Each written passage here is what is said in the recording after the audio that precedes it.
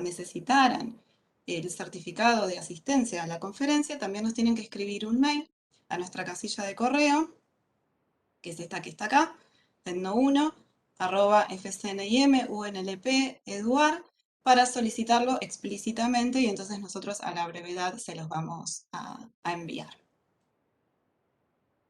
Bien, quiero agradecer además a las autoridades de la Facultad de Ciencias Naturales por el aval académico dado a esta actividad, como todos los años que nos vienen acompañando. Ustedes saben que este ciclo se realiza, creo que desde el año 2011, si mal no recuerdo.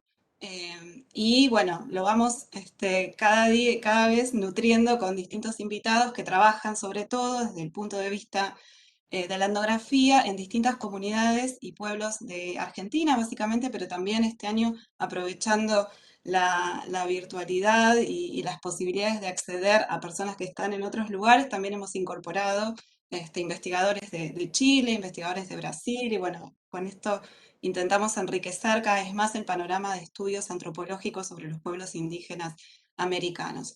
Les decía que quería agradecer a las autoridades. Acá está Soledad Fumagalli, de parte de la Unidad de Vinculación Profesional, también a las chicas de la Secretaría de Extensión, a su secretaria Ana Lamarche, está Cintia Sáenz por el área académica. Bueno, muchísimas gracias por estar con nosotros.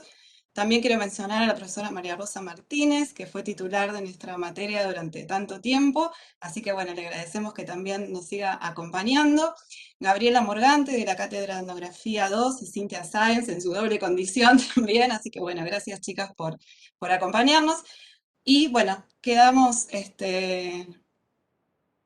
formalmente, damos formalmente por iniciado esta actividad. Ahora les vamos a contar cómo nos vamos a manejar, ya sea para las preguntas o para cualquier otra de las cuestiones. Mari. Hola, ¿qué tal? Gracias a todos y a todas por venir. Ahora vamos a escuchar a Lavinia. Ella nos va a hacer una presentación de unos 50 minutos aproximadamente. Mientras la escuchamos, quienes quieran ir dejando sus preguntas en el chat pueden hacerlo. Nosotros las vamos a ir registrando. Y luego, una vez que la presentación termine, ahí sí, si quieren, podemos abrir los micrófonos. Lo que les vamos a pedir es que levanten la mano, ya sea encendiendo su cámara y levantándola, o mediante la opción de reacciones que tienen en la parte de abajo de la pantalla. Pueden levantar la mano también así. Eh, y les vamos a ir dando la palabra uno a uno. Quienes no puedan desactivarse el micrófono y hacer las preguntas directamente, también pueden seguir dejándolas en el chat. Entonces vamos a tener primero el momento de la conferencia y después un buen rato para un intercambio. Y ahora sí, le damos la palabra a Lavinia. Sí, antes tengo que presentarla para quienes no la conocen. ¿Sí? Lavinia es licenciada en Antropología Cultural y Etnología por la Universidad de Bolonia. Es doctora en Ciencias Antropológicas por la Universidad de Torino. Ha realizado una pasantía en la Universidad Nacional de La Plata, en nuestra cátedra. Hemos tenido el placer de compartir algunos momentos de trabajo con ella y en el CIAFTIC en Buenos Aires durante 2015. También es doctora reciente de Antropología por la Universidad de Buenos Aires. Desde 2018 es becaria doctoral de la Agencia Nacional de Promoción Científica y Técnica en el proyecto Repensando el Método Comparativo, Etnología y Etnohistoria en las relaciones entre las tierras altas y bajas de Sudamérica, y es parte del programa de estudios antropológicos comparativos de la Universidad Católica Argentina. Desde 2018 también es docente titular de la Cátedra Historia de la Lengua Italiana en la carrera de traductorado italiano de la Escuela de Lenguas Modernas de la Universidad de El Salvador. Y como verán, sus principales intereses de investigación entonces están en el campo de los estudios etnográficos de la religión y del parentesco con sus transformaciones, principalmente en el caso de los pueblos chaqueños, y también en el estudio desde una perspectiva antropológica de la historia y de la historia, perdón, de la lengua y de la literatura italiana. ¿Sí? Ahora sí, sin más preámbulos, Lavinia, cuando quieras. Bueno, muchas gracias por esta invitación, muchas gracias Carolina y también quiero saludar a María Rosa y a Gabriela Muchas gracias. Qué gusto verlas también acá, después de muchos años. Bueno, nada, quería saludar también mi amigo y colaborador Rubén Lucas de Nueva Pompeya, de la comunidad Wichi de Nueva Pompeya, que está participando con nosotros también acá en esta charla y me acompaña en este percurso. Y bueno, voy a compartir un PowerPoint, así podemos visualizar alguna cosa también. Acá pruebo con dividir, a compartir.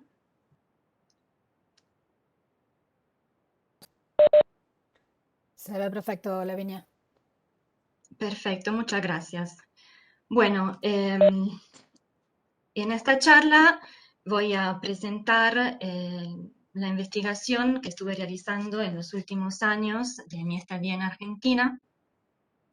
Y en particular, esta presentación apunta a describir y analizar un problema antropológico en un caso de estudio específico, o sea, el parentesco y la organización social como bases integradoras de la que denominaremos Iglesia Indígenas Wichí del Chaco argentino.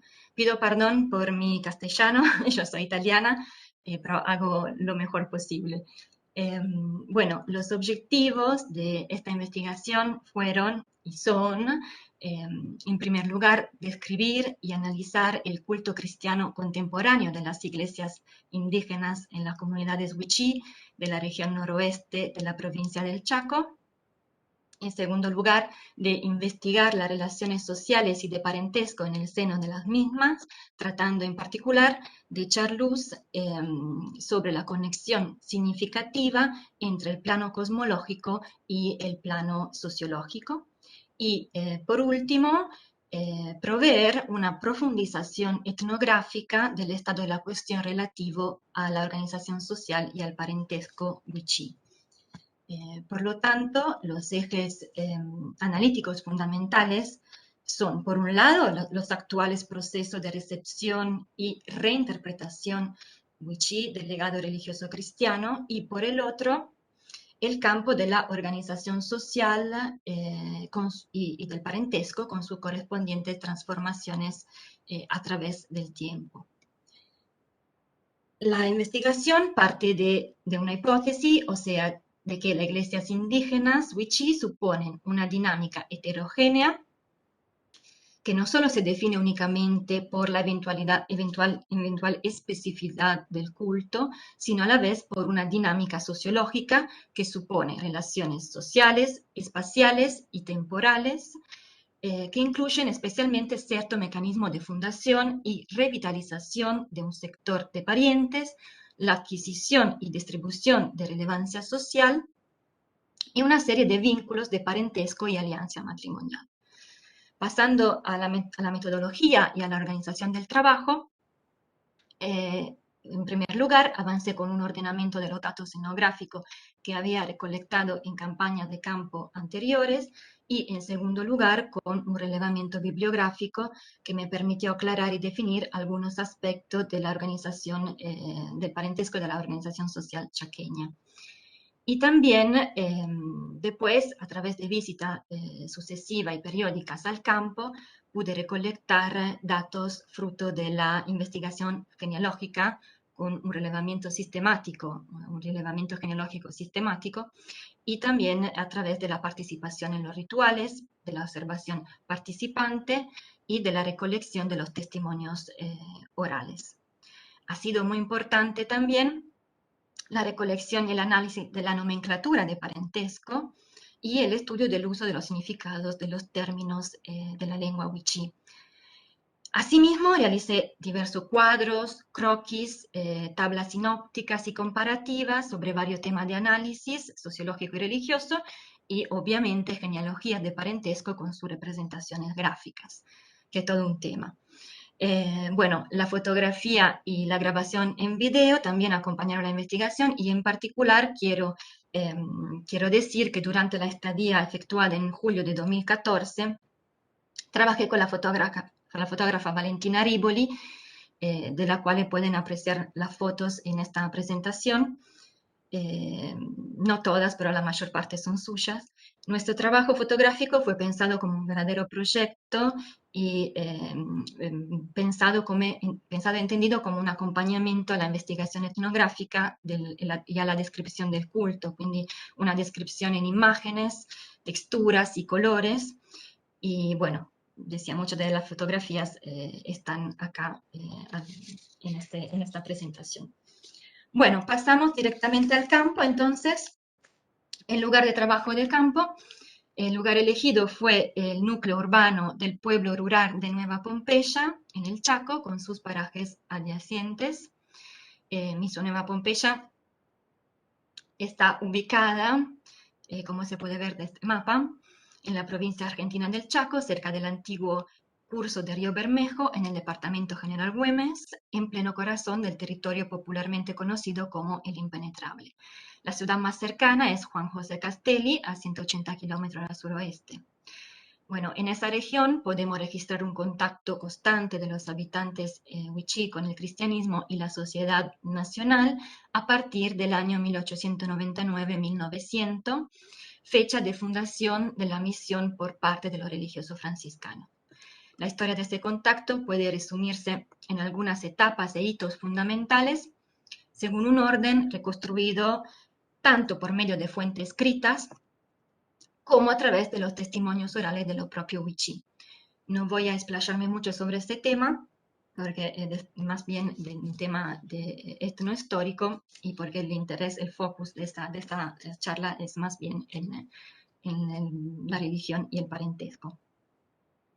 Pero hay mucho escrito también sobre la historia.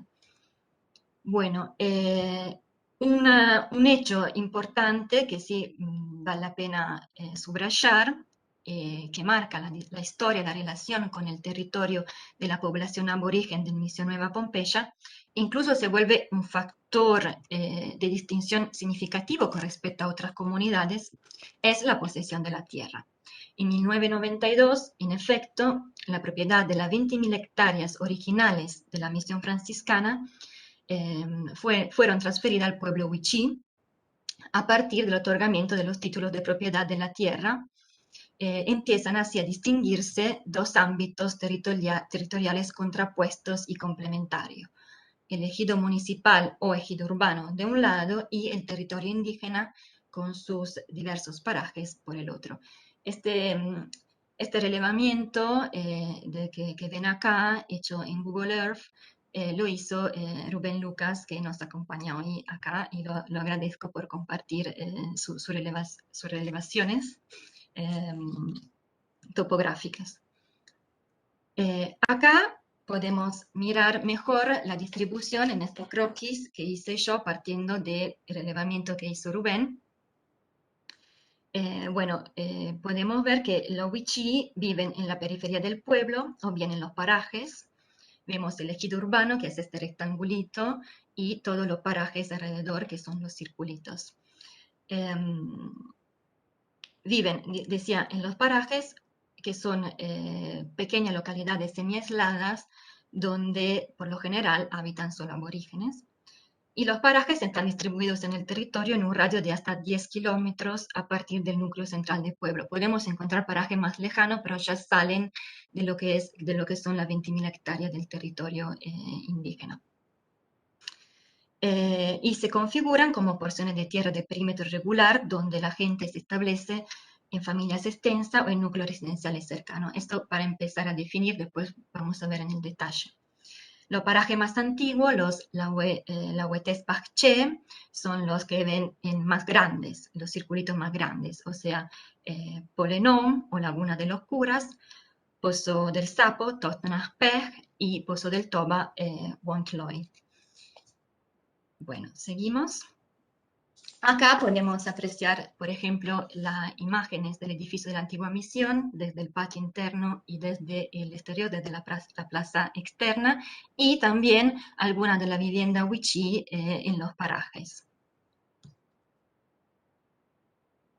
Y después también quería presentar el material recolectado y analizado, un poco de números pongo acá porque hemos trabajado también sobre un aspecto más bien cuantitativo, no solo cualitativo, para tentar de dar una representación estadística significativa justamente en términos también cuantitativos. Entonces, para lo que se refiere al territorio, son 20.000 hectáreas, el ejido municipal son 500 hectáreas, he analizado 17 parajes indígenas, en los cuales están organizados en 5 asociaciones comunitarias.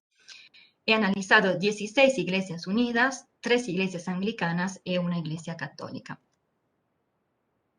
Y también he llevado a cabo una encuesta genealógica sistemática entre 2018 y 2020, donde pude recolectar un corpus de 1.643 personas, de lo cuales 828 varones y 814 mujeres, y analizando 581 matrimonios. Y también he podido acceder a fuentes históricas, como por ejemplo los registros de bautismo de los franciscanos.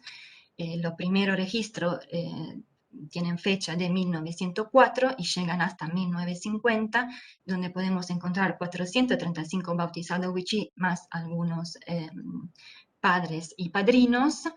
Y después de la década de 50, de los años 50 a los años 90, donde ya no estaba más la misión, tenemos 179 bautizados wichí, más padres y padrinos. También toda esta recolección, encuesta genealógica, registro de bautismo, me permitió juntar un registro de nombres indígenas, encontrando más de 400 nombres en los registros y 247 nombres anotados, recolectados del campo. Y acá también tengo que agradecer a Rubén, que me ayudó en esta tarea. Sigo. Vamos ahora a la parte más bien religiosa, o sea, el análisis del nivel cosmológico y ritual de las iglesias. Bueno, las iglesias indígenas constituyen una agrupación de iglesias cristianas de matriz evangélico-pentecostal, cuyos participantes son prácticamente exclusivamente indígenas y que en las últimas décadas surgen del encuentro entre la cosmovisión chamánica y la recepción de las diversas variedades del mensaje evangelizador cristiano, al que siguió luego un proceso de desarrollo libre e independiente. Bueno, por lo que se refiere a los orígenes, más allá de los itinerarios de formación de los cultos delineados por la fuente etnográfica, tenemos varios datos para los tobas y los com, sobre todo.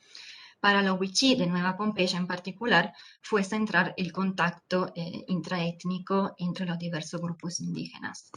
De hecho, la ciudad cercana de Castelli desempeñó un papel importante en este proceso por ser el polo estacional de la recolección del algodón, que funcionaba como epicentro de encuentro interétnico e interreligioso, donde estaban presentes diversas misiones pentecostales y donde el movimiento de la Iglesia Evangélica Unida estaba ya difundido entre la población com. Así que pasamos rápidamente a hablar del ciclo ritual. Me dicen que no escuchan bien. ¿Alguien, otra persona escucha mal? Me parece que se escucha bien, tal vez haya algún problema que tenga algún participante que Ah, puede ok. quitar su cámara y tal vez sea eso lo que genere Ah, alguna perfecto. interferencia, pero creo que te escuchamos bien, Lavinia, en Gracias. términos Ok. generales. Bueno, el ciclo ritual, decíamos, de estas iglesias, en su forma básica, el culto de las iglesias indígenas, de las iglesias unidas en particular, en la zona de investigación, consta de 2 macrosecuencias rituales. La primera, más verbal, está dedicada a la palabra y consiste en la predicación y los testimonios de los fieles. La segunda, más bien práctica, a la sanación y a la danza. Podríamos decir entonces que la primera es un momento verbal narrativo, mientras que la segunda constituye una instancia expresivo-corporal. Según los propios participantes, en cambio, los momentos del ciclo ritual del culto de las Iglesias Unidas son lo que vemos acá, o sea, la predicación, la ofrenda, los ritos especiales, como el bautismo y la Santa Cena, y que no se hacen siempre, sino de vez en cuando. La tzina y alabanza o sanación, que es la danza de las mujeres, la alabanza de las mujeres, las 5 actividades de danza, la despedida y el almuerzo comunitario. Esto es lo que se puede ver solitamente en un culto. También es importante hablar de los roles y de los cargos, porque en estas iglesias los integrantes que tienen una participación activa en el culto pueden ocupar papeles o roles distintos dependiendo de la edad, del género y del tipo de don recibido por el Espíritu. En particular, subrayamos los cargos espirituales de relevancia simbólico-religiosa en lo que se refiere al poder espiritual, que son estos, o sea, pastores y copastores, predicadores, diáconos, danzistas y músicos. Estos cargos representan un trabajo que, según el pensamiento indígena, constituye un auténtico estado específico de la persona y a la vez un deber o una obligación derivados directamente de la fuente de poder sobrenatural, Dios y el Espíritu en este caso. En el culto de las Iglesias Unidas, la mayoría de las actividades inherentes a la palabra y al discurso son atribuidas a los varones, como decíamos antes, y la mayor parte de aquellas otras más estrechadas, más relacionadas con la esfera del cuerpo y la materialidad, son de las mujeres, reflejando así las relaciones de género planteadas también por la cosmología tradicional y una cierta división sexual del trabajo. Por otra parte, en lo que respecta a las distinciones etarias, las mismas se estructuran en una jerarquía de poder bien organizada y dirigida hacia el compartir, la protección mutua y el ejercicio de la buena voluntad, en cuya base encontramos a los niños y en la cima a los ancianos, pasando por los jóvenes y luego por los adultos en una escala creciente de competencia, saberes y poderes más bien espirituales, paralela y complementaria a la parábola decreciente de fuerza y de vigor físico. Esto obviamente a nivel ideal. Seguimos con otro aspecto muy importante. No existe solo el culto dominical, digamos así, sino más bien lo que he definido el culto fiesta, que en mi experiencia de campo pude comprobar la importancia de este ritual del culto fiesta, que reúne temas, procedimientos y finalidades que antiguamente estaban disociados entre las diferentes clases de rituales y se hallaban relacionados con particulares tipos de danzas. Si miramos la fuente etnográfica y la fuente histórica, podemos ver esta distinción entre los rituales y los bailes de cura chamánicos y los rituales festivos, como la danza de cortejo, por ejemplo.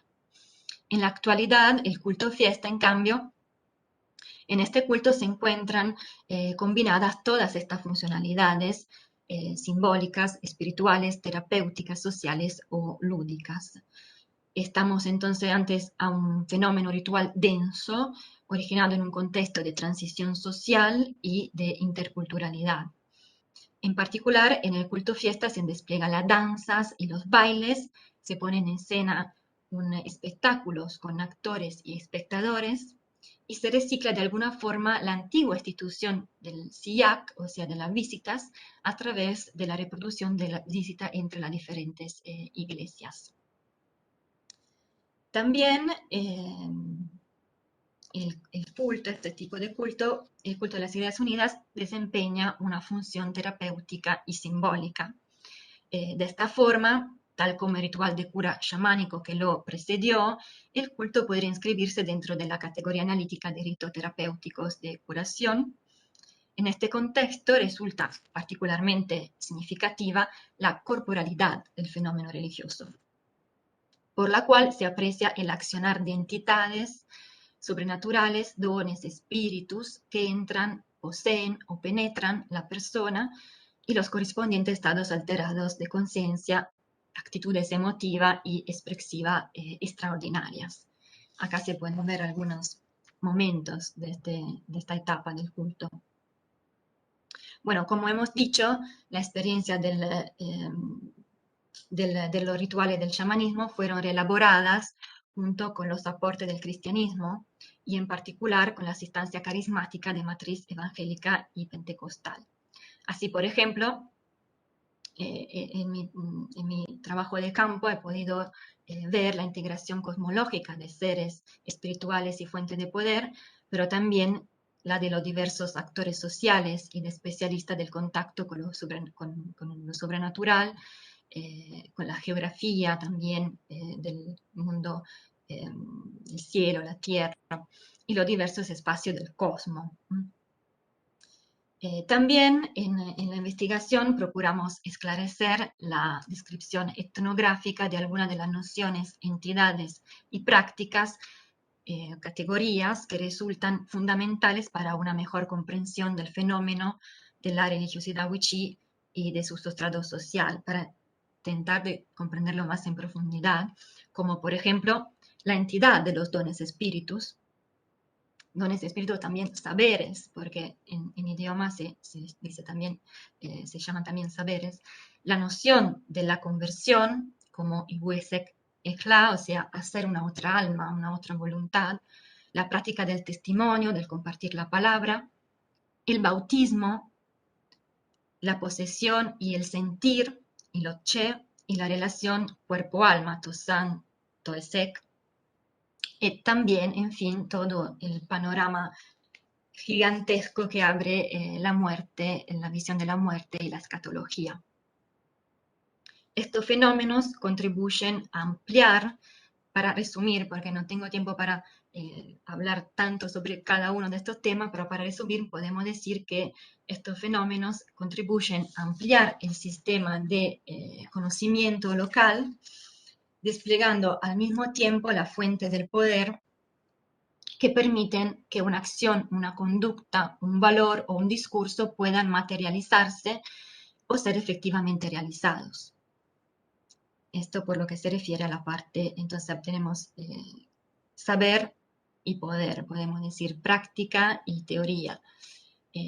Pasamos al otro tema de esta charla, que es el análisis de las bases sociales de las iglesias indígenas, o sea, más bien al parentesco.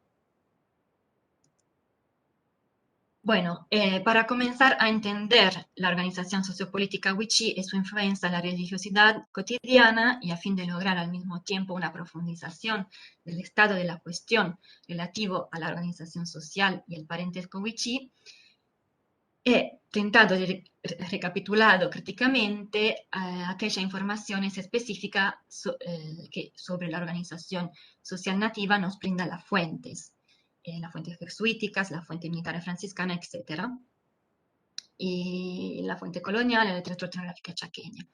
Y estas sobre unos temas en particular, por ejemplo, la clasificación de grupos y familias, la organización política y territorial, las formas de residencia, la estructura familiares, relaciones y costumbres matrimoniales. Bueno, la primera conclusión que podríamos encontrar después de todo esto, este cotejo crítico de la literatura, podría ser un poco decepcionante, porque casi no parece haber certeza etnográfica alguna sobre la organización social wichí pretérita, sino más bien una serie de ecos, indicios, observaciones e intuiciones de cómo pudo haber sido. La recopilación de las fuentes, con sus aportes particulares, entonces sirvió para comprender mejor el panorama etnohistórico y las unidades sociales, rasgos organizativos y las costumbres del presente. Entonces, aquí paso directamente a presentar los resultados de mi propia investigación en Nueva Pompeya sobre el tema de la organización social y parentesco. Por lo que se refiere a las unidades sociales, una mirada externa a nivel macro emplea las categorías de familia lingüística, cadena dialectal o complejo étnico-lingüístico y evidencia el criterio lingüístico como factor discriminante. Por mi parte, encontré que los wichí de Nueva Pompeya utilizan autoclasificaciones basadas a la vez sobre criterios lingüísticos, geográficos y además de especialización económica respecto al hábitat. Y en particular, vamos a ver las unidades sociales específicas como paraje y parentela, que son dos unidades centrales en todo esto. El paraje, que hemos introducido antes, podemos usar la palabra paraje como se usa en Pompeya, o comunidad, como utiliza Palmer, por ejemplo. Está formado por varias familias extensas, grupos de residencia o unidades domésticas, y se encuentra localizado en una particular zona del territorio. Dentro del perímetro espacial adscrito al paraje, cada una de la familia extensa tiende a reunirse en una determinata zona, a cierta distancia una de la otra, conformando lo que Cristina Dasso ha definido un sector de paraje, y yo adopto también esta definición porque me parece muy válida. Y acá podemos ver, por ejemplo, una representación gráfica de este paraje con el sector de paraje. Por la prohibición de casarse con parientes consanguíneos cercanos, podríamos decir entonces que el sector de paraje es exógamo, mientras que el paraje puede resultar tanto exógamo cuanto endógamo, aunque esto obviamente varía de acuerdo con la base estructural de la demografía local y a las dimensiones espaciales del paraje en cuestión. ¿Por qué? Porque de hecho un paraje en su origen corresponde a una sola familia extensa y puede cambiar en base a los matrimonios que se producen progresivamente y a la residencia postmatrimonial. Para decirlo en otros términos más abstracto, la fisionomía y morfología del paraje constituye un ciclo de desarrollo dinámico. Entonces no es siempre igual, cambia. Bueno, después, pasando a definir también la parentela, que es una unidad social muy compleja y ampliamente discutida por toda la literatura etnográfica sobre el tema. Decidí definirla como un conjunto nombrado o no de parientes cognáticos o bilaterales que no son necesariamente coresidentes y que se mantienen y se reproduce a través de las visitas. Esto sumando las definiciones que dan Palmer y Dasso en sus respectivos estudios. Y mirando también lo que se encuentra en Pompeya actualmente. Desde el punto de vista de los grupos locales, entonces la información contemporánea de Nueva Pompeya sigue mostrando que los Wichí transmiten su filiación en función de la descendencia bilateral o cognática. ¿Esto qué significa? O sea, indistintamente por el lado paterno o materno, por más que el nombre y el apellido se transmita patrilinealmente, mientras que el patrón de residencia sigue siendo mayormente uxorilocal, con lo que la residencia postmatrimonial se transmite idealmente por vía materna. Para decirlo de otra forma, tal vez más sencilla, como dicen los propios Wichí, los hombres, Inul, dan el nombre, Clei, y las mujeres, las Tsinai, dan el lugar, el Lewet. Esto siempre a nivel ideal, de norma. Después también, y acá paso pero rápidamente, fue importante analizar el uso. Vino un poco espontáneo, porque se recolectaron tantos nombres que vino un poco espontáneo el análisis de los nombres personales de los Wichí de la zona, y hemos podido discriminar un antes y un después del otorgamiento de los documentos de identidad nacional. Esto como pasa en varios pueblos originarios. El otorgamiento de los documentos constituye un hito crucial de diferenciación entre el uso de los nombres nativos y la incorporación de los apellidos castellanos, y en la actualidad los nombres personales se dividen en estos que puse acá, los nombres antiguos de antes, los apodos y los nombres nuevos de ahora, que son el nombre y el apellido castellano fundamentalmente. Mientras los nombres antiguos y los apodos, los nombres antiguos son en idioma wichí, mientras los apodos pueden ser en idioma o también en castellano, depende. Bueno, paso rápido. Y otro tema muy importante es la terminología de parentesco. No se puede hacer una investigación etnográfica sobre la genealogía sin también investigar la terminología de parentesco. Bueno, en primer lugar, cabe señalar que la nomenclatura Wichí distingue claramente dos grandes grupos de parientes. Por un lado, a los parientes consanguíneos, que vemos acá ejemplificados en este esquema, Toñoj, y por el otro lado, en este otro esquema, los grupos de pariente por afinidad, To, Clachifuas. Como se ve, los Wichí tienen dos palabras para definir estos dos grupos de parientes. En segundo lugar, volvemos a este primer esquema que es más grande. Hay que destacar que la terminología de parentesco distingue a los parientes en base al género y que suele ser acompañada del posesivo, por ejemplo, mi Q, a Q, la Q, mi madre, tu madre, su madre. Como un poco varias lenguas originarias. En tercer lugar, y tal como documenta la literatura etnográfica, los siblings presentan una distinción no solo en base al género, sino también en base a la edad relativa, y esta es una peculiaridad del pueblo wichí. En principio, en la generación cero, o sea, en la generación de Ego, todos los parientes son hermanos, primos, mayores, menores, hermanos primos, atención, mayores o menores. Y luego, según los contextos, las cosas se complican porque los primos pueden bajarse hacia la primera generación inferior, transformándose en sobrinos, o bien subirse hasta la primera generación ascendente cuando son mayores, transformándose así en tíos. En general, en Pompeya noté que el término tío está bastante generalizado, sea entre los parientes consanguíneos que en los por afinidad. Se trata entonces esto de los siblings, de aquello que Brownstein denominó primos equívocos y que Guadalupe Barúa define como cruzamiento generacional según la edad relativa. Esto es muy interesante. Acá los esquemas de la relación de afinidad. Como se ve también, los suegros se llaman igual como los abuelos, por ejemplo, ¿no? Hay varias cosas que se podrían decir, pero no podemos decir todo. Bueno, hablando de la alianza matrimonial, entramos en el vivo de la cuestión, esta es la parte tal vez un poco más compleja. Bueno, para comprender la alianza matrimonial, analicé un cuerpo de 581 matrimonios, identificando en primer lugar cierta tendencia preferencial hacia la alianza serial con cuñados o con cuñados, reales o clasificatorio, o sea, el clásico ejemplo sería la hermana de la esposa del hermano. Y esto en principio concuerda con lo ya registrado por otros autores en la etnografía wichí.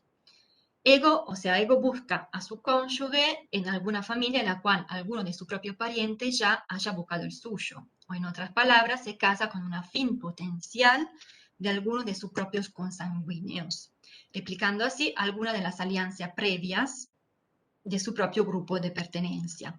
Acá podemos ver ejemplificados los esquemas, que tal vez es más fácil mirarlo que explicarlo en palabras.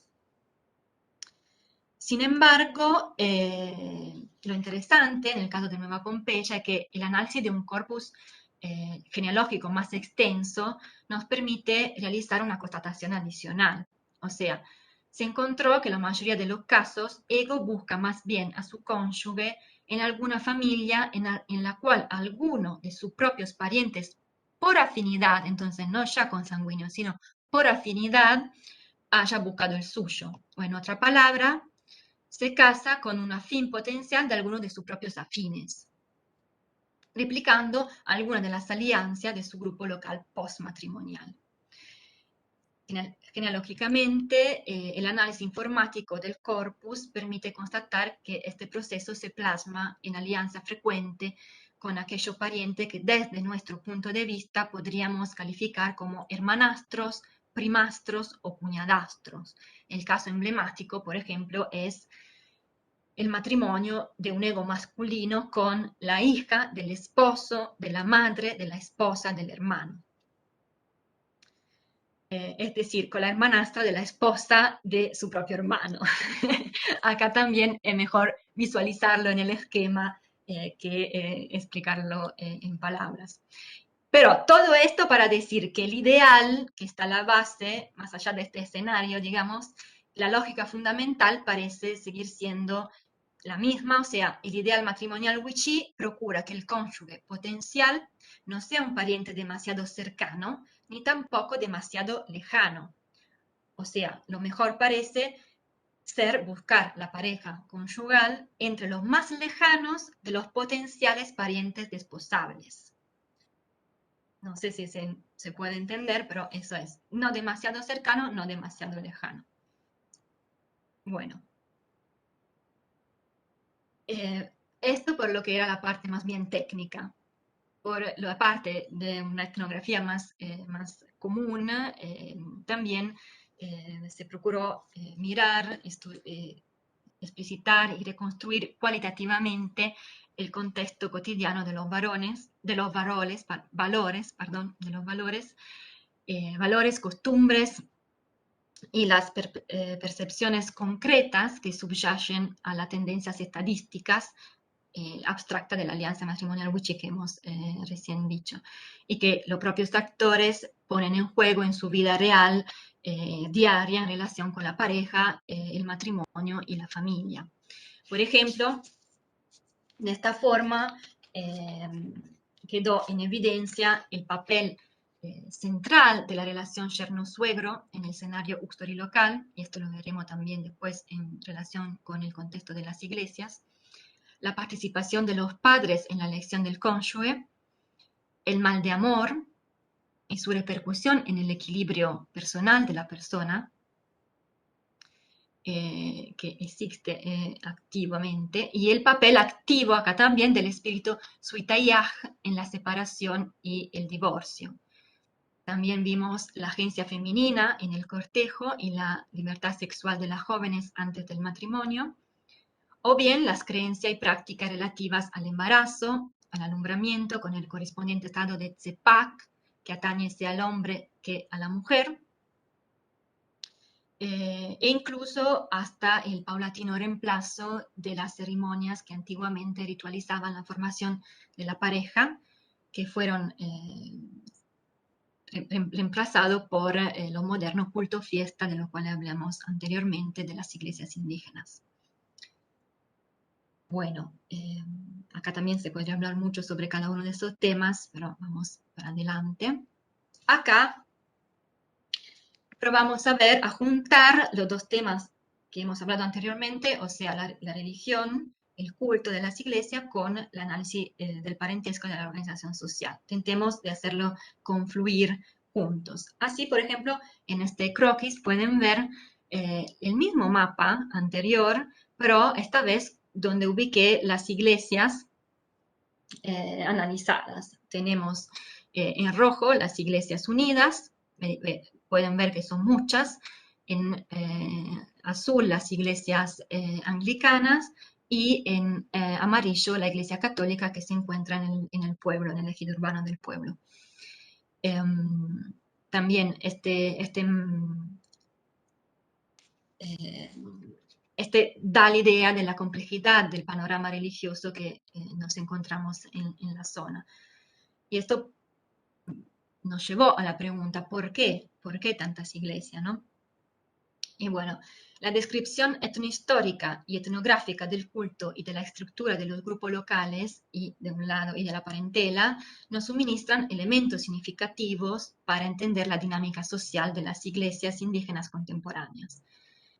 Entonces, análisis del culto, análisis del parentesco nos ayudan a comprender la dinámica de las iglesias contemporáneas.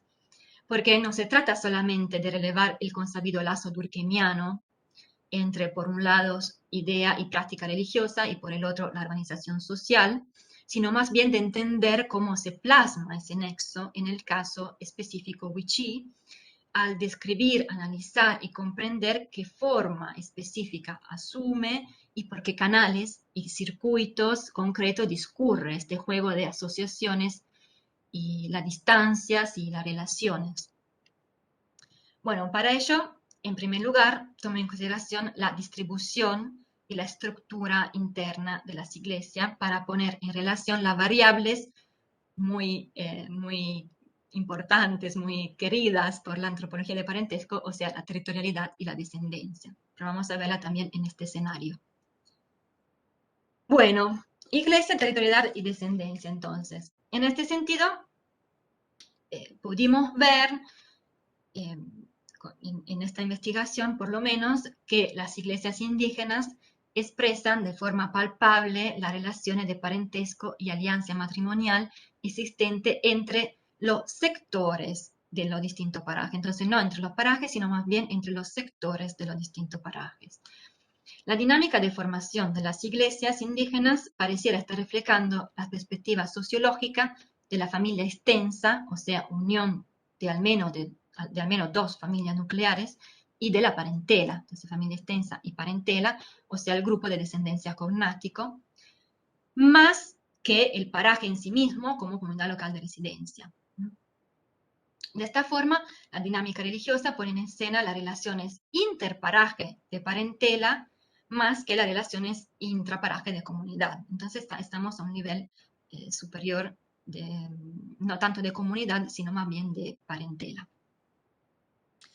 Bueno, así en las iglesias, en la base de las Iglesias Unidas encontramos en un extremo a la familia extensa matrilocal y en el otro a la parentela bilateral, con una movilidad y un dinamismo de relaciones exteriores que otorga un papel estructural muy importante a la pareja matrimoniales de referencia de cada sector de paraje. Entonces, todo esto.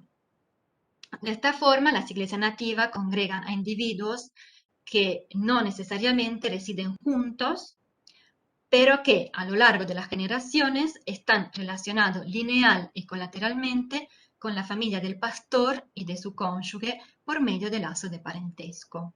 Entonces pueden juntar este mapita con este para ver un poco la relación. Naturalmente, este hecho impacta también sobre la filiación cognática del grupo e influye, por tanto, sobre la propia dinámica matrimonial. De hecho, el análisis informático de las genealogías nos permite apreciar una cierta tendencia a la que podríamos llamar, y hemos llamado, endogamia de iglesias. Seguramente esto está ligado con la repetición serial de la alianza entre grupos de parientes que hemos descrito al analizar la mecánica matrimonial y la filiación religiosa. Es notorio al respecto, y esto me parece un punto muy importante, que generalmente prevalezca la elección de la iglesia de la familia uxorilocal.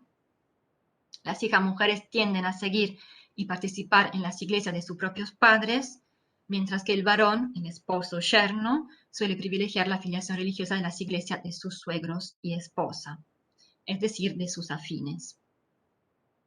Y acá tenemos también una representación gráfica de lo que hemos llamado endogamia de iglesias, que pero se entiende mejor si vemos también la pertenencia religiosa de cada uno. Acá no se ve todo. Bueno, volvemos a hablar en este caso también de los roles y los cargos. Acá tal vez es mejor este esquema. Bueno, hacemos así, después vuelvo ahí. Se analizó también la distribución de los cargos en relación con los roles familiares y las relaciones de parentesco, no solo a nivel simbólico religioso, sino también a nivel social. En particular, se focalizó la atención sobre el papel del pastor, el copastor y el diácono como contrafigura del niat, el líder familiar, y del propio chamán, el líder religioso. En particular, los roles de pastor y copastor parecen estar traduciendo en el plano ritual las relaciones cotidianas hijo-madre y yerno-suegra. Esto nos obliga, una vez más, a reflexionar sobre la importancia decisiva de la uxorilocalidad en la vida cotidiana chaqueña. Por lo que se refiere a las generaciones, se constató asimismo que los devotos mayores ocupan los cargos de más poder espiritual, mientras que los jóvenes en edad matrimonial son fundamentalmente danzistas y músicos, evocando tal vez la antigua división de edades y roles de los rituales de cortejo. En las Iglesias Unidas, los ancianos, sea hombres o mujeres, legitiman y acompañan al pastor. En lo que se refiere propiamente a las relaciones de género, advertimos así la importancia estructural de cierta figura masculina, que son reconocidas como jefes familiares y al mismo tiempo a través de su participación en una iglesia, se imponen como referentes en el campo religioso o espiritual. Conjuntamente se destacan ciertas figuras femeninas que complementan dichas atribuciones al desempeñar localmente un indudable prestigio y que en cierta forma parece representar, por tanto, el principio de la descendencia materna y la filiación uxorilocal. Bueno, como hemos dicho, hablando del culto fiesta, la visita religiosa como factor sociológico son muy importantes. Bueno, la visita religiosa fungen como aglutinante que posibilita el encuentro colectivo, el contacto matrimonial y la fiesta, o sea, la reproducción del grupo, tanto en el plano simbólico religioso como en el social. Existe, de hecho, un circuito fluido de personas en movimiento entre las diversas iglesias. Esto se liga con la dinámica sociológica local, permitiendo la formación de nuevas parejas matrimoniales, al favorecer al mismo tiempo lo que Barua define como exogamia genealógica y endogamia sociológica. La visita entre las iglesias marcan así el reencuentro de grupos cognáticos no corresidentes, la parentela, y a veces también el de otros individuos más lejanos, geográfica y también genealógicamente. Por un lado, entonces, son fuente de nuevas alianzas, como hemos dicho. Pero del otro lado también pueden causar cismas, divorcios, fisiones y rupturas. Entonces tenemos siempre este dúplice mecanismo. Bueno, seguimos. Se analizó también el papel del liderazgo religioso y su relación con el liderazgo político en la etnohistoria y en la actualidad, así como hemos dicho antes, la eventual fusión de ambos roles sociales en un solo personaje, como puede ser, por ejemplo, el pastor, con la aparente desaparición del líder tradicional. Bueno, a lo largo del tiempo, los roles usuales de las edades y de los géneros en las iglesias indígenas parecen contribuir a una redistribución de la relevancia social entre las afiliaciones maternas y paternas en un contexto de afilocalidad. De vuelta, recordamos, matrilocalidad o uxorilocalidad. Con la fundación de una iglesia, ¿qué es que se busca? Se busca, pareciera, una ganancia en términos generales de poder relacional. O sea, aglutinar fieles en función de y a la efectiva potencia espiritual y sanadora de los diáconos, presentar a los jóvenes aquellos candidatos preferibles y deseables para para el eventual matrimonio y expandir la red de sociabilidad al ensanchar los circuitos de cónyuge potenciales, ganando así importancia y peso específico en el juego de las alianzas. Los dones espirituales transfiguran la relevancia social porque la exigencia espiritual transmite, refleja y da forma también a necesidades sociales, económicas y políticas o viceversa. Bueno, por lo tanto, lo que es importante subrayar es que la filiación religiosa de cada individuo, pueden rastrearse no solo significados simbólicos, sino también una serie de tensiones y preocupaciones que modelan la vivencia tanto personal como comunitaria. Podríamos citar, por ejemplo, ciertas inquietudes simbólicas, como por ejemplo la distinción nativa entre las implicancias del bautismo católico y evangélico, o las relaciones conflictivas entre cristianismo y chamanismo, inquietudes sociales, la relación entre suegros y yerno, o la tensión entre uxorilocalidad y patrilinealidad, y tensiones políticas, la tensión entre la relevancia personal de un determinado sujeto y sus diversas afiliaciones familiares, parentales, comunitarias y supralocales.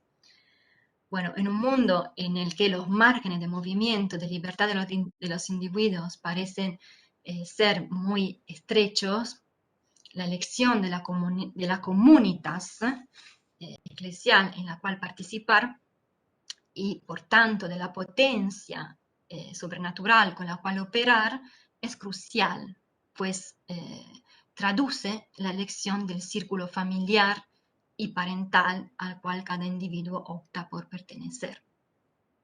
Esto es un punto que me parece importante. Bueno, concluyendo, en síntesis, lo que se intentó hacer fue, en esta investigación, fue reconstruir la experiencia religiosa, cómo surgió en el terreno, y poner en relación la experiencia cotidiana a nivel espiritual, simbólico y cosmológico del fiel y de las iglesias nativas wichí, pero también con sus facetas corporales, territoriales, materiales, sociológicas y pragmáticas. Lo que encontramos entonces en la base del culto es fundamentalmente una dinámica y una tendencia relacional, ya sea con las entidades y alteridades sobrenaturales o bien con los seres y alteridades humanas. Esto es lo que me parece fundamentalmente. Bueno, y al analizar la mecánica religiosa y la sociedad en la cual se desenvuelve, se logra así revelar el trasfondo sociológico y comprobar en efecto que la dinámica religiosa recompone, transforma, recicla o traduce, por lo menos en este caso, el propio dinamismo de las relaciones familiares, de las relaciones del poder local y de los mecanismos de liderazgo. Desde este punto de vista y más allá de su naturaleza estrictamente simbólica, la religiosidad evangélica de las iglesias cristianas indígenas se despliega y manifiesta a través de redes locales de parentesco, las redes locales de parentesco extendidas que se apropian y reconfiguran a su vez del antiguo circuito social, renovando y fortaleciendo los lazos familiares y parentales ya existentes y generando a la vez nuevos vínculos en una dinámica correspondiente y constante entre, esto es importante, una dinámica correspondiente y constante entre conflicto y relevancia, entre fisión y alianza. Por lo tanto, el análisis de la fisionomía, la estructura y la operación social de las iglesias fue bastante significativo porque, por un lado, permitió profundizar el estudio etnográfico de los significados simbólicos, las prescripciones sociales y los valores morales ligados de una u otra forma con ella, y por otro lado, permitió avanzar en la comprensión de las unidades sociales locales y asimismo de las formas, pero también de los dilemas de la actual organización social wichí. Entonces, es una herramienta metodológica muy, muy importante para llegar también a temas que aparentemente no tienen nada que ver, como puede ser la religión o la ritualidad, por ejemplo. Con esto termino mi presentación y agradezco mucho a todos por estar y por escuchar. Gracias.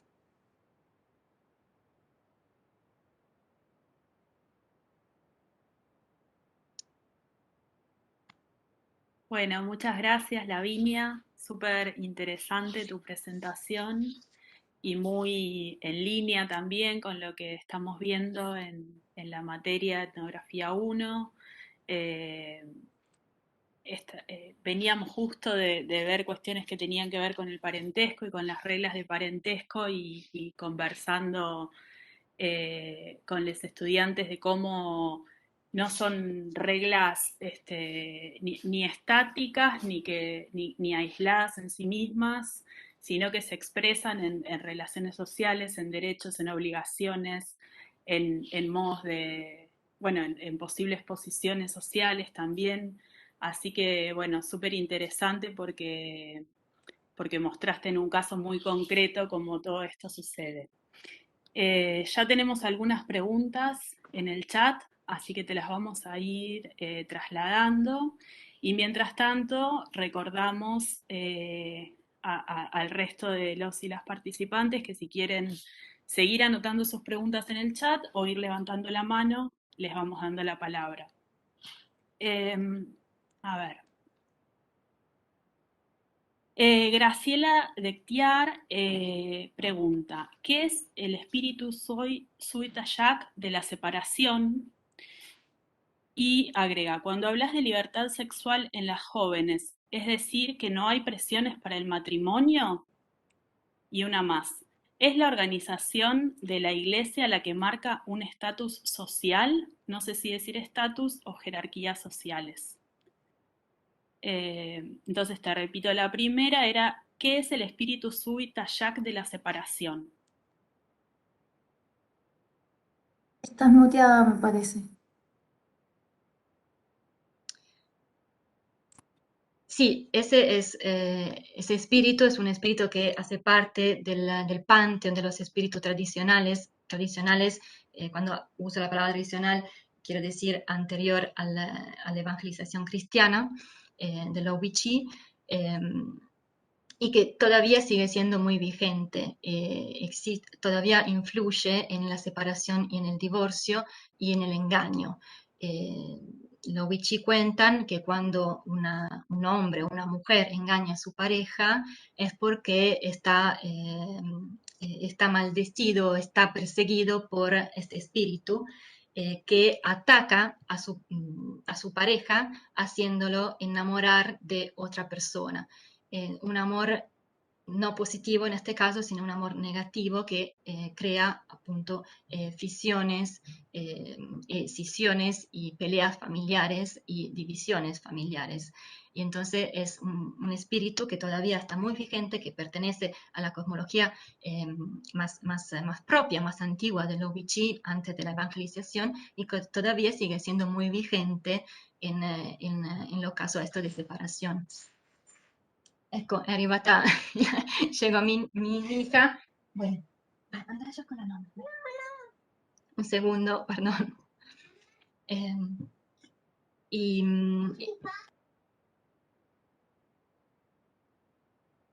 Dejala, se puede quedar. Por ahí puede aportar algo también incluso.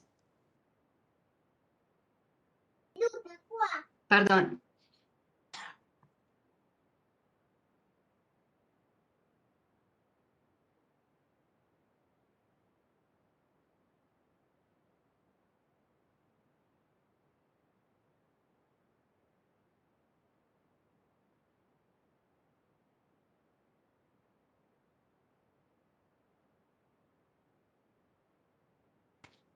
Perdón, cosas que pasan en estas charlas virtuales, pido disculpas. Ya llegó la abuela a agarrarla, así que todo bien.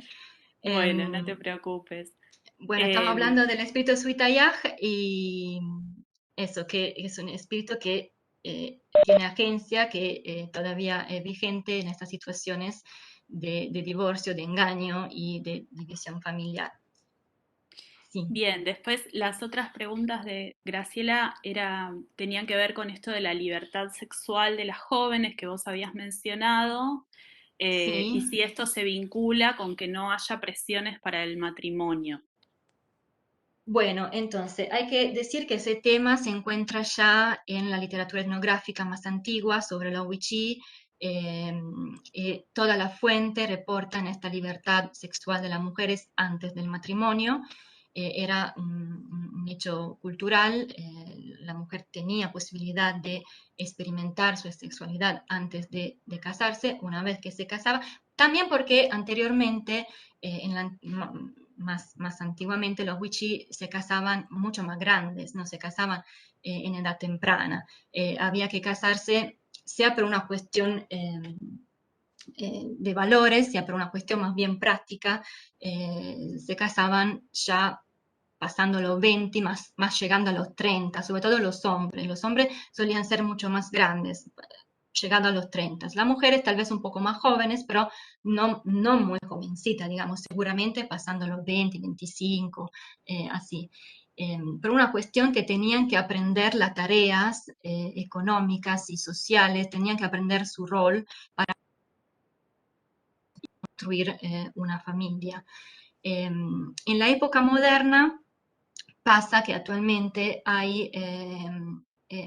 pasan muchas chicas muy jóvenes que o se casan muy temprano o tienen relaciones sexuales que llevan a un embarazo, entonces al nacimiento de un hijo, pero afuera del matrimonio. Entonces con relaciones que no formales, que no terminan en nada, pero sí queda el hijo. Y esta es una cuestión más bien contemporánea. Antiguamente los wichí conocían sistemas contraceptivos, anticoncepcionales, y conocían el aborto también, conocían y practicaban. Y hoy también existen estos sistemas de contracepción natural propia de los wichí, pero no todos ahora, digamos, la situación contemporánea es mucho más compleja porque se mezcla a cuestiones más bien sociales, de alcoholismo, de alguna vez de droga, de problemas juveniles, eh, que no siempre es así, pero digamos, está dentro de un contexto mucho más complejo y entonces se entrelaza con lo que era la norma más tradicional, más antigua, con la problemática contemporánea de estas poblaciones.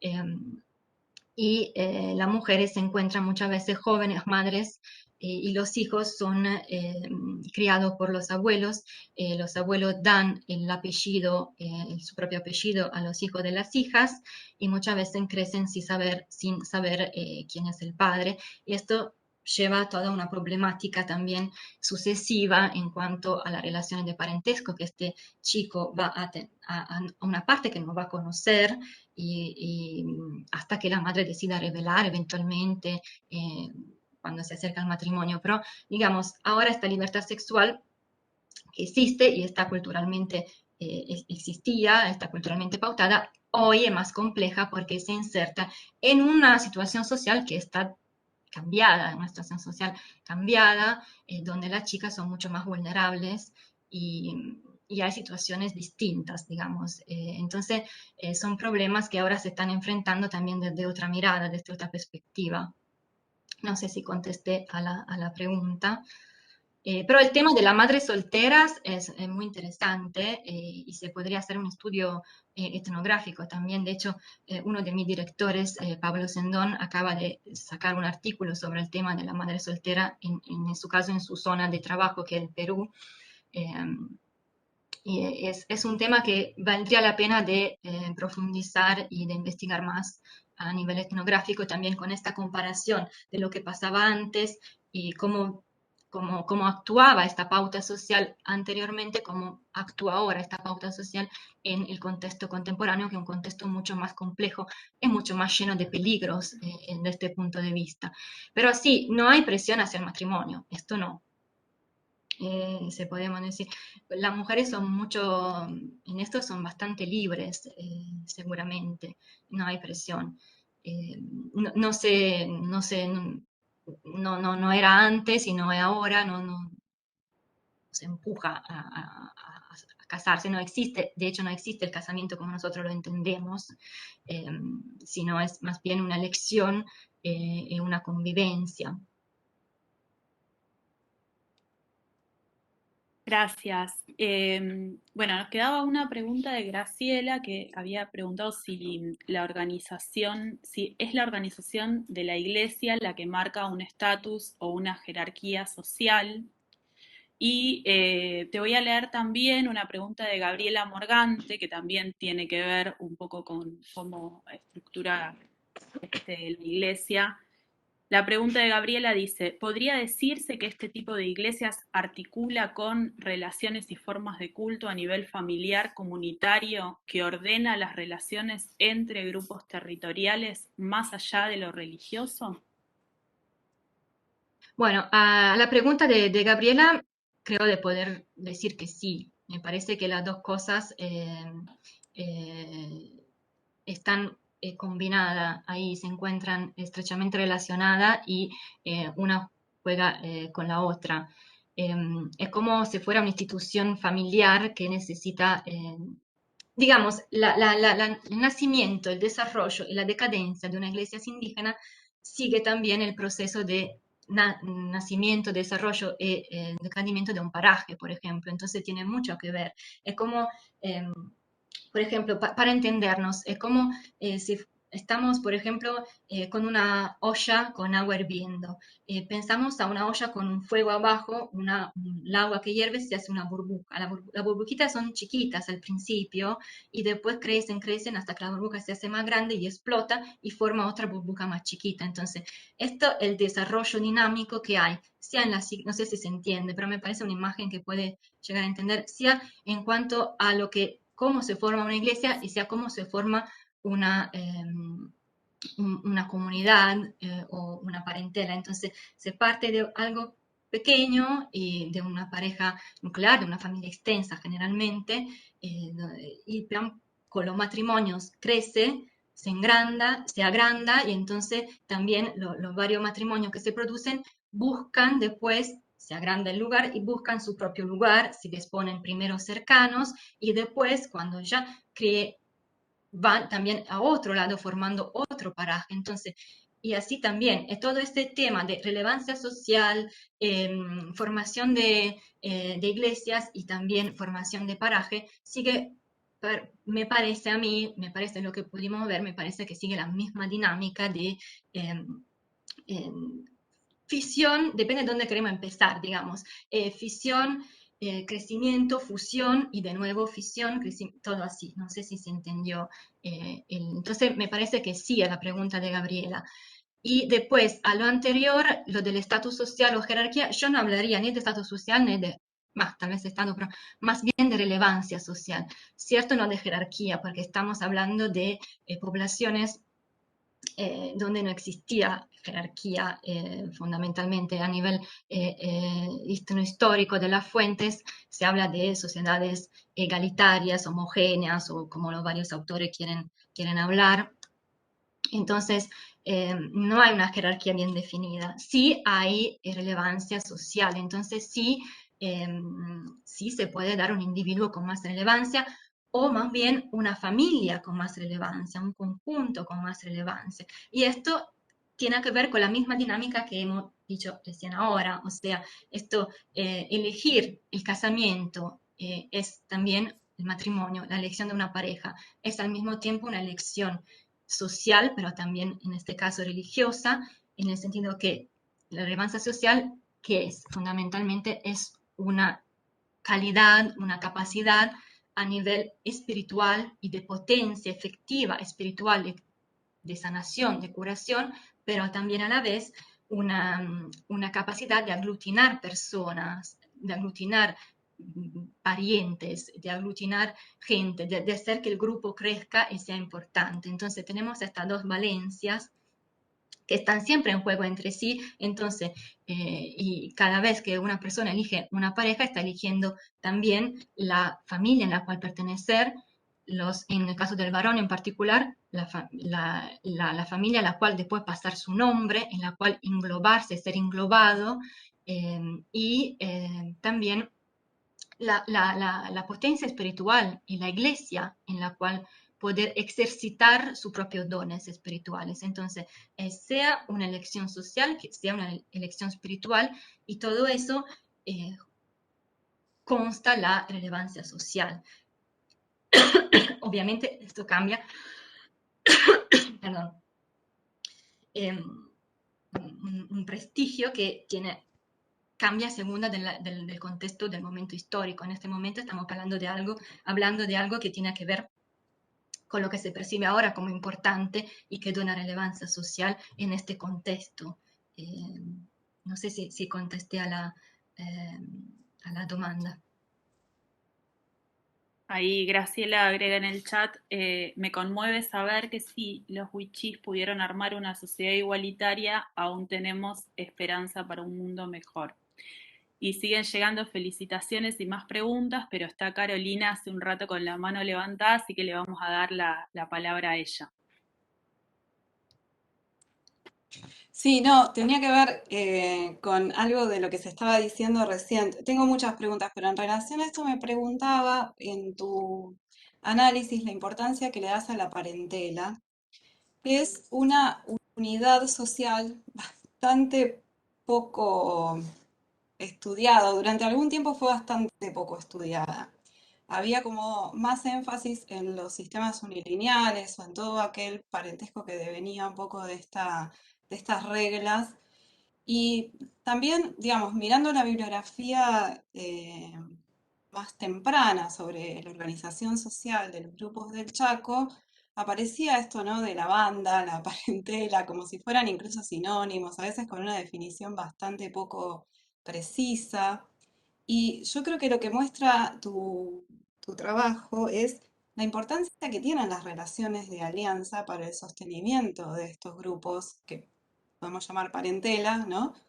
Y que tienen, digamos, un valor, en este caso para la conformación de las iglesias o para explicar de alguna manera la relación con los mecanismos de fisión, fusión, digamos que eso también yo te quería preguntar, depende de donde pongamos el énfasis, ¿no? ¿Cuáles son los procesos que aparecen como más significativos en esta relación entre iglesias, territorialidad y parentesco? Pero lo que quiero decir es que tal vez esta imagen de lo igualitario tenía que ver con cierto sesgo en la caracterización de las bandas o de las parentelas desde alguna bibliografía más temprana, ¿no? Pensando en lo igualitario, que tal vez no eran tan igualitarios, sino que había jerarquías, por ahí no jerarquías en términos como se lo entiende, en términos de jerarquías de capital o en términos de jerarquía de roles fijos digamos, con cierta autoridad o capacidad de coerción sobre otras personas, pero sí había tal vez personas que se destacaban o que tenían una forma de, ¿no? de llegar a otras y de ejercer algún tipo de influencia, ya sea para la organización de las cuestiones domésticas como para otras más, ¿no? Me preguntaba si tal vez no tenía que ver con esto, ¿no? Esta sensación de lo igualitario que nos quedaba ahí sobrevolando. Sí, igualitario de Tucur no existe, digamos, no se trata de eso, obviamente, sería una idea muy romántica que no existe. Existen, sí, cierta tendencia, descrita también por las fuentes y todo, pero obviamente había y hay individuos que sobresalen por algún tema, como puede ser appunto la relevancia espiritual o un líder familiar particular o un carisma propio de una persona. Pero lo que se tiende es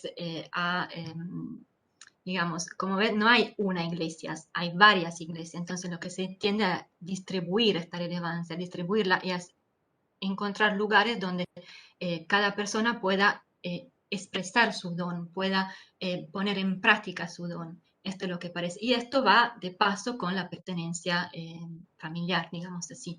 Eh, el tema de la parentela, comunidad social, es un tema muy complejo, sobre todo en relación con la banda, que era la unidad social, como decía bien Carolina, que se encuentra sobre todo en las fuentes, pero que no nos sirve porque no tiene ninguna claridad explicativa. Al revés, no da mucha confusión. Cuando empezamos a estudiar estos temas, la definición en la unidad de banda, cómo fue plasmada por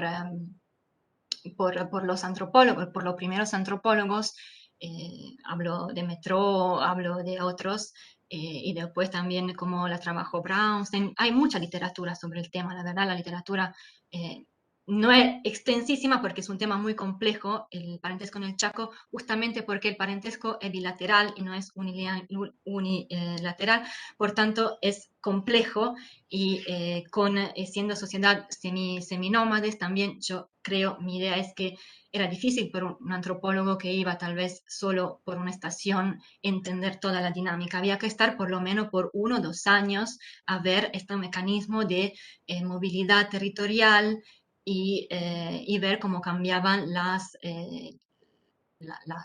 que denominaban banda, la comunidad, etcétera, etcétera. Entonces yo creo que faltó eso, digamos, una observación más continuativa por lo menos un ciclo anual completo para ver lo que pasaba. Nosotros ahora estamos enfrentando otro tema que nos encontramos a trabajar en un contexto de sedentarización y esto cambió bastante las pautas, pero lo podemos, tal vez nos ayuda a ver alguna dinámica que antes era más compleja de ver por el tema del seminomadismo, pero también esto nos ayuda a repensar lo que probablemente fue. Entonces, ya Palmer no usa más el término banda, sino más bien usa kinship, parentela, parentela traduciendo directamente el término inglés kinship, y a mí me pareció un término mejor que el término banda, digamos, también porque está avulso de todas estas connotaciones que le dieron los estudios antropológicos anteriores. Lo importante, la operación que empieza a hacer Palmer y que me parece que hay que retomarla, es la de distinguir, dividir la territorialidad de la descendencia, porque los antropólogos más antiguos, los que trabajaron en la primera mitad del siglo XX, eh, juntaron estas dos cosas. Entonces, el grupo de la banda era un grupo que correspondía junto y era un grupo nombrado. Lo que hace Palmer dice, el primero que hace, pero también ya Fogg empieza a entrever esta cosa, hay que dividir la territorialidad de la descendencia, porque no sirve para estos pueblos chaqueños, nos lleva inevitablemente a un impasse. Llegamos a un punto que esa definición no llegamos a nada. Entonces, dividiendo, al revés, probando a aplicar esta definición de Palmer, dividiendo territorialidad de descendencia, se abre un mundo, es mucho más funcional, podemos describir, explicar más. Entonces, una cosa es lo que yo en Pompeyo llamo paraje o la comunidad, y otra cosa es la parentela, que no son superponibles, o no directamente, tal vez una parte puede encontrarse en el paraje, pero otra parte no, porque la parentela es esta descendencia cognática bilateral, o sea, tenemos parientes sea por el lado paterno, sea por el lado materno. En esto tenemos que considerar que solitamente si se sigue tradicionalmente la línea de residencia postmatrimonial uxorilocal, el marido se muda y va a vivir al paraje de la mujer. Entonces tenemos otro lugar. Entonces significa que el hijo tiene parientes no solo en el lugar donde nació, sino también en el lugar de proveniencia de sus padres. Entonces, la parentela tiene sentido, la podemos entender si la vemos distinta, separada de la territorialidad. No son dos cosas que se pueden sobreponer así siempre, sino que hay que distinguirlas. Es muy complejo este análisis. Sí, no, pensaba en este caso que decías vos hace un rato de, bueno, aquellas parejas que se conforman, o sea, aquellos niños que nacen no de parejas que se conforman finalmente, porque entonces ahí esto de que el varón da el nombre y la mujer da la residencia en realidad se trastoca, ¿no? Porque el nombre lo empiezan a dar Claro, los parientes femeninos y eso es algo que se empieza como a generalizar en cierto tipo de familias que, bueno, que empiezan a tener cierta relevancia numérica tal vez. Otra cosa que yo me preguntaba era cómo vos veías la continuidad o los cambios de estas reglas en función de cambios demográficos, ¿no? En función de esto que decías, por ejemplo, la sedentarización o la migración por fuera de Nueva Pompeya, ya ni siquiera a parajes rurales, sino a otros espacios que se eligen o que no se eligen, ¿no? Que por ahí por resultado de distintos factores terminan siendo la residencia de estos grupos. Los cambios en la expectativa de vida, esto que mencionabas bueno, de cómo eh, los matrimonios que se practicaban a determinada edad, no sé, me preguntaba sobre estas cuestiones porque me parece que es un punto interesante para articular datos culturales, demográficos, del parentesco. sí, sí, los cambios son muy evidentes, pero me parece que los cambios sociales sobre todo y los cambios religiosos por otra parte, pero me parece que justamente el surgir de esta iglesia intenta estos cambios de una manera más propia, más, más segura tal vez, más propia sería creo que es la expresión más correcta. Y entonces dando un contexto donde se muestran y se delinean todas estas situaciones y donde pueden encontrar sí, un lugar, una institución contenitiva o también creativa en este sentido. Eso, me parece que las iglesias surgen propiamente por eso.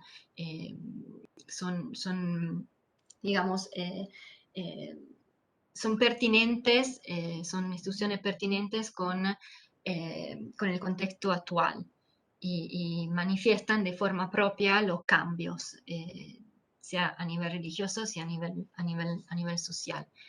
Y logran ser un contexto íntimo, un contexto donde las personas pueden tranquilamente dejarse ir al espíritu, danzar, bailar, llorar, en los términos propios más prácticos, ¿no? Curarse, donde no hay vergüenza, no hay que tener vergüenza. Digamos, son contextos que aportan esto. Y también la asistencia festiva, porque no solo van para curarse, sino también para festejar, para bailar, para conocer parejas, para conocer personas, para intercambiar. Entonces, esta dinámica festiva también es muy importante en un contexto donde las fiestas tradicionales y los cultos también chamánicos fueron paulatinamente, si no eh, propio, abandonados por la fuerza, ¿no? de la evangelización cristiana.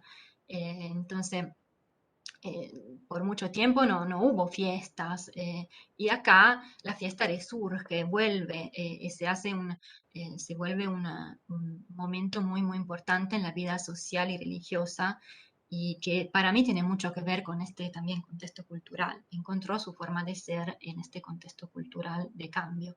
Después se podría profundizar un montón todos los temas, cada uno en particular, pero a nivel una panorámica general, no sé si entendí bien tu pregunta o si contesté a la pregunta. Eh, Estamos en un momento de cambio, seguramente, sí, sí.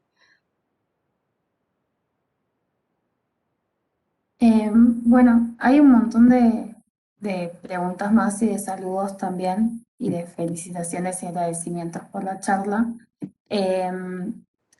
Hay una que es como bastante puntual y que tiene que ver con lo que quizás un poco le respondiste cuando hablabas este, de la diferencia entre la parentela y el territorio, pero Mirta Chocolate decía qué extensión tiene una parentela, si habitan en los parajes y cuántos miembros tienen aproximadamente. Eh, y después hay una pregunta un poco más larga de Tomás Morris, que dice que en un momento mostraron un mapa con congregaciones de habitantes wichi al margen del centro urbano. Y dice, ¿en qué aspectos influyó la Iglesia para articular la migración de los wichí fuera de su territorio ancestral anterior al urbano? Los aspectos que describió de las relaciones de parentesco que reforzó la Iglesia en la familia facilitaron la incorporación al sistema organizado del Estado. Bueno, entonces, a ver si la veo yo también la pregunta por ahí. Bueno, la extensión de la parentela no se puede definir. La extensión de la parentela no se puede definir porque es muy variable y la verdad que no podemos verla, la parentela exactamente. Palmer dice muy bien, la describe como un espejismo también. Entonces, más nos acercamos, más desaparece por su entidad, siendo esta parentela cornástica bilateral, es difícil verla exactamente, decir cuánto, es siempre variable, varia en continuación, y esta dinámica constante, móvil de fisión, crecimiento, desarrollo, fusión y de nuevo fisión, entonces toda esta dinámica constante y no se puede visualizar, es muy difícil visualizarla. Yo intenté en el PowerPoint poner ahí un esquema superpuesto con unos círculos así intersecados, pero es muy difícil. Y también, por ejemplo, Parmen habla de este espejismo, Cristina Dazo habla de una espiral, de una espiral que cambia a segunda, así. Son todas imágenes que podemos ver, no sé cuál no viene mejor para intentar visualizarla, pero es imposible visualizarla en realidad. No es, mientras, por ejemplo, una unidad social basada en la localidad, es más fácil visualizarla porque está ahí, la localidad de este circulito y eso. Y no, la parentela no es así, la parentela varia, viaja y muda en el tiempo con los matrimonios, con las relaciones, entonces cambia constantemente. Y después, la otra pregunta, que era más peculiar, articular migración del Uchí fuera de su territorio ancestral. No entiendo bien la pregunta. El territorio ancestral anterior a lo urbano. Bueno, Misión Nueva Pompeya está en un territorio indígena y no, el núcleo del pueblo son solo estas 500 hectáreas y alrededor está el territorio indígena que son 20.000 hectáreas. Ese era el territorio ancestral de este grupo de Wichí antes de la llegada de los franciscanos y antes de la incorporación al Estado Nacional. Entonces, ese es su lugar. Después, siendo pueblos seminómades, se movían, pero también lo que pudimos ver con esta recopilación de la fuente es que el seminomadismo no significa totalmente nomadismo. Entonces, los territorios eran definidos, los territorios donde se movían cada grupo, que los antropólogos anteriores llaman banda, que ahora podremos llamar parentela, no eran inmensos, ¿no? Eran también definidos por cada grupo, se movía en ese territorio.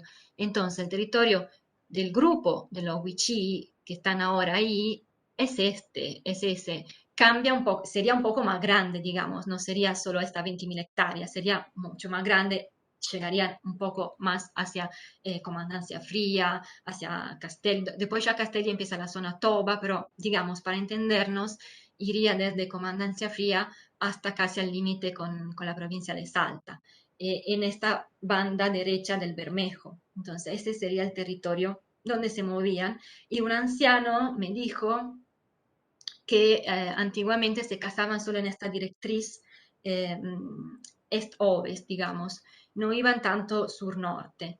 Esto es algo que me dijo un anciano y decía no, que su grupo familiar iba a casarse por esta dirección. Después ahí es muy complejo entender estas bandas, estos grupos nombrados y no nombrados, porque ya los nombres que ha recolectado la etnografía anterior no son tan usados, los nombres clásicos como Cluclutás o Mazafuás, todos estos nombres, más se usan más los apellidos castellanos. Y esta dinámica de la parentela bilateral también complejiza más la identificación de cada grupo, también porque no es una elección simplemente así recolegándome un poco, relacionándome a lo que decía Carolina antes, no es simplemente yo he nacido en esta familia, entonces me llamo así, es también toda una dinámica de estas relaciones políticas, sociales y de relevancia, por lo tanto, si una parentela es más importante y la mía es más chiquita, por un tiempo tal vez yo prefiero identificarme con la parentela más importante. O por ejemplo, si mi padre es desconocido, entonces yo me identifico con la parentela de mis abuelos maternos y no con la de mi padre. Entonces, también a este todo un tema, y está también sobre todo en la importancia del varón que tiene que hacer resonar su nombre, como dice Palmer, ¿no? Tiene que resonar su nombre parentela. Todo esto entra en este circuito de complejidad a la hora de ver exactamente cómo se... de por eso que la etnografía chaqueña sobre ese punto es muy difícil, fue muy difícil, porque es un tema muy complejo, y nosotros ahora tenemos tal vez un poco más de, bueno, tenemos un problemón, que es el tema que no podemos más ver como era anteriormente. Eso desafortunadamente no quedan solo los rastros que podemos recuperar de las fuentes. Del otro lado, pero tenemos una ventaja que es el análisis informático.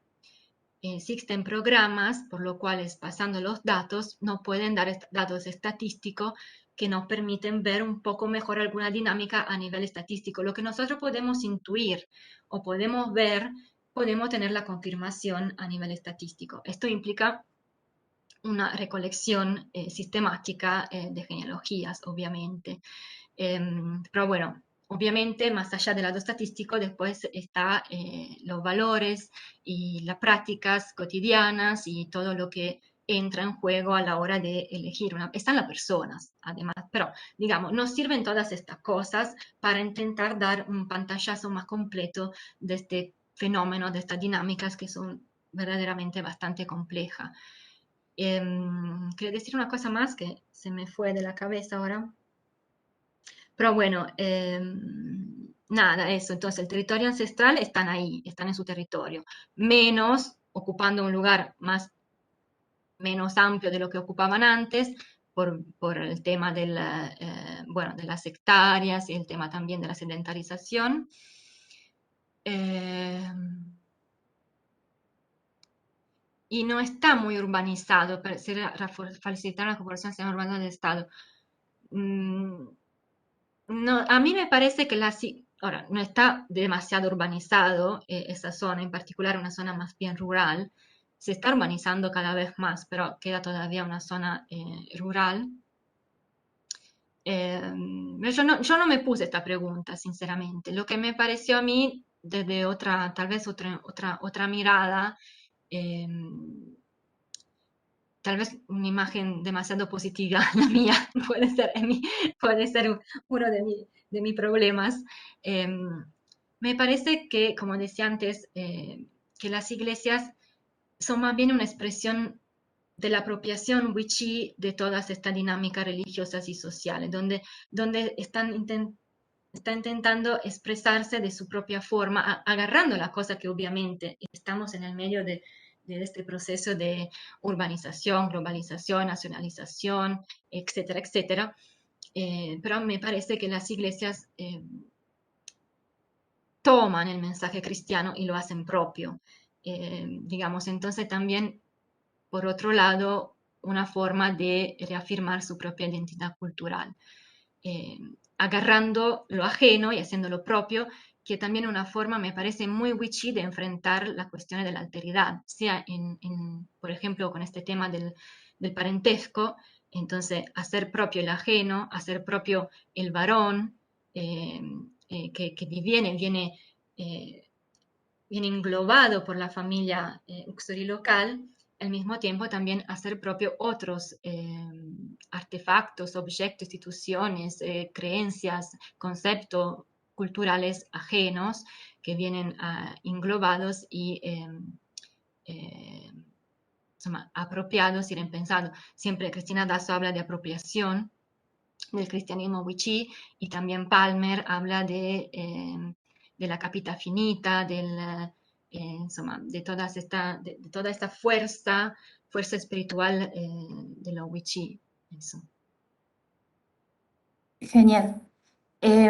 También tiene que ver con esto, me parece, un comentario que dejó de vuelta Gaby Morgante, que dice, tal vez esta emergencia de iglesias múltiples y correspondientes procesos de fusión y fisión comunitaria regulan mecanismos para que no se desarrollen a pleno jerarquías sociales y cualidades extraordinarias a nivel personal.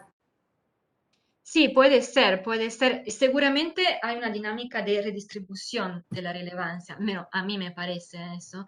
Em, en el sentido que sí, hay figuras importantes, como pueden ser la del pastor, por ejemplo, pastor, copastores, pero también son importantes también todos los diáconos, son importantes también la dancista, cada uno tiene su rol, que es fundamental y necesario. Entonces puede ser, eh, es como que después cada uno en su desarrollo personal también busca el lugar mejor, el lugar ideal donde poder ejercitar su propio don. Entonces, y se busca siempre ser miembro de una iglesia o danzar o curar en una iglesia donde ya hay algunos parientes, donde están una parte de la parentela con la cual uno se identifica más y donde se siente más tranquilo, más libre de poder expresar estos dones y estas características peculiares. Seguramente también me parece que A diferencia del chamanismo, por ejemplo, donde el chamán era una persona sola, acá tenemos varios con poderes de curación, varias personas. eh, y también el chamán era una persona, pero socialmente ambigua, porque estaba siempre en el margen, porque era él que tenía el contacto con los espíritus. Entonces, era también una personalidad ambigua, mientras acá es más generalizado y tal vez esta ambigüedad no es tan fuerte, no es tan presente. Y nada, puede ser, sí. Creo que no quedan más preguntas en el chat por ahora, pero Caro volvió a levantar la mano, así que le podemos dar la palabra. Sí, entre otras cosas quería invitar a que ya vayamos dejando las últimas preguntas, así vamos ya cerrando este evento. Pero justo tenía un par de preguntas vinculadas con esto que decías ahora, Lavinia, pensando en el tema de los nombres, que es un tema que a mí me encanta porque, bueno, como yo los vi entre los guaraní, tengo como ese toque de ir viendo a ver el tema de la relación entre los nombres, la trayectoria personal. Entonces, quería preguntarte si cuando vos hiciste este cruce de información, porque vos dijiste que trabajaste con por supuesto, con las distintas las formas de nominar que aparecían en la entrevista genealógica, pero también tomaste las fuentes, los registros de bautismos y algunas otras fuentes más documentales, digamos, donde por ahí podría haber una diferencia entre las formas de designar a los individuos, o es, no sé, una pregunta que te hago, no sé si eso es así. Em, ¿Hay alguna relación entre el nombre que puedas explicar mejor, ¿no? Porque me parece que es interesante y quedó un poco sin trabajarlo. Ujú. Entre el nombre, el don y esta posibilidad de elección de distintas trayectorias individuales, obviamente dentro del marco de la parentela y de estas formas de organización social, pero donde el sujeto puede seguir, digamos, esta idea de cumplir ciertos cargos y ciertos roles, o puede también optar por otras posibles formas de vida dentro de la misma comunidad o incluso fuera de la misma comunidad. Digamos. ¿Cómo está esta tensión entre el don y las posibilidades de cada uno de elegir una trayectoria que se aparte un poquito de esto? Bueno, entonces, qué compleja la pregunta. Sí, es muy interesante ese tema también. Em, bueno, el nombre en sí mismo, em, allora, el nombre tradicional, existen varios tipos de nombres y acá Guadalupe Barúa hizo un análisis muy detallado de los varios tipos de nombres, nombre arbóreos, nombre de acontecimiento. Entonces, el nombre tradicional viene, le eligen los padres o también a veces cuando existía el chamán en sueño y y se daba este nombre que tenía un significado de solitamente de un acontecimiento que había pasado cerca del nacimiento del niño y que eh, estaba cargado de una memoria histórica del grupo familiar, tal vez de alguna pelea, de alguna cosa así. Entonces, pero este nombre era un nombre secreto, no era conocido por todos. Lo que más se usaba y se usa todavía hoy es el apodo. El apodo, y no sé si Rubén está y me quiere ayudar en esta cosa, el apodo lo dan o los padres o igual los parientes cercanos o los amigos, y es un nombre que a veces es muy burlesco, de broma, y que se identifica más con un rasgo particular del individuo, como su aspecto físico o no sé, cosas así. Em, y eso. Y los nombres castellanos no son, fueron Claro. dados así casualmente y no tienen ningún significado para ellos. Y solitamente se dice el nombre Wichí es el nombre familiar real, mientras el nombre castellano lo llama nombre artístico, por ejemplo.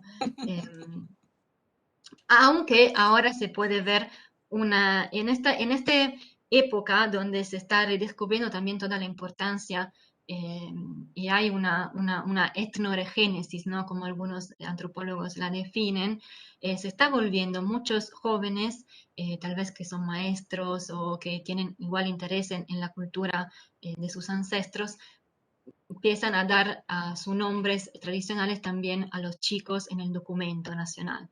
Y esto es un fenómeno nuevo que podemos ver ahora, aunque al lado de esto también siguen estando los apodos, que son los que de verdad son usados al final. Después, los nombres secretos más ¿Cuál antiguos es tu apodo? ¿Qué apodo te pusieron a vos? no, yo no sé, no sé, no sé, no, no. Eh, y eso, y después del tema don y predestinación, es un tema muy importante, muy interesante. Es, bueno, en la Wichi existen, la Tana, sí, puede ser. Em, eh, bueno, Nombre y predestinación. Ahí. sí.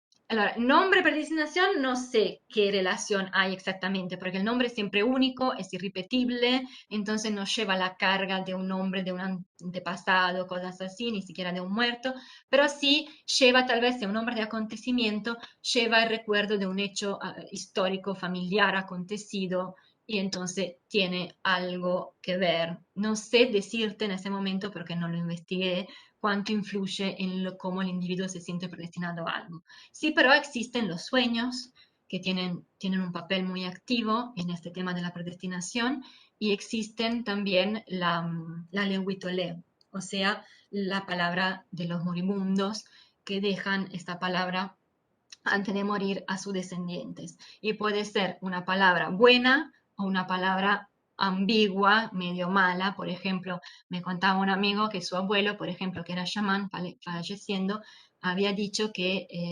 ellos se tenían que juntar, toda la familia se tenía que juntar a tomar mate y para recordarla a él, para tener unida a la familia, y se tenía que juntar. Y esto, pero no, él dice, esta fue una predestinación, una leguitole negativa, porque es muy difícil de mantener.